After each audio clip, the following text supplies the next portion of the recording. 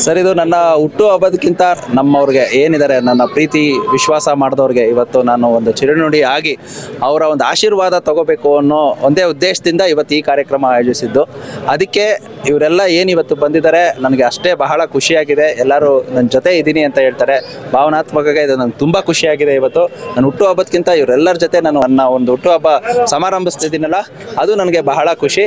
So ನನಗೆ ಅವರೆಲ್ಲ ಬಂದು ಆಶಿಸ್ತಾ ಇರೋದು ನನಗೆ ತುಂಬ ಸಂತೋಷವಾದ ಸಂಗತಿಯಾಗಿದೆ ಇವತ್ತು. ಸರ್ ನೋಡಿ, ನಾನು ಅಭ್ಯರ್ಥಿ ಆಗಬೇಕು ಅಥವಾ ಆಕಾಂಕ್ಷಿ ಅಥವಾ ನಾನೇ ಅಂತ ಯಾವತ್ತೂ ನಾನು ಮಾತಾಡಿಲ್ಲ, ಆಯಿತಾ. ನಾನು ಕೆಲಸ ಮಾಡೋದಕ್ಕೆ ಸಿದ್ಧ.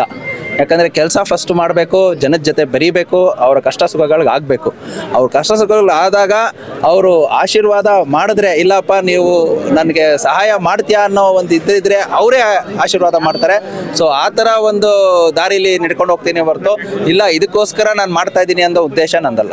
ಒನ್ ಮ್ಯಾನ್ ಶೋ ಅಲ್ಲ ಇದು ಮಾಡಬೇಕಾಗಿರೋದು ಒಂದು ಗುಂಪು, ಒಂದು ಕುಟುಂಬ.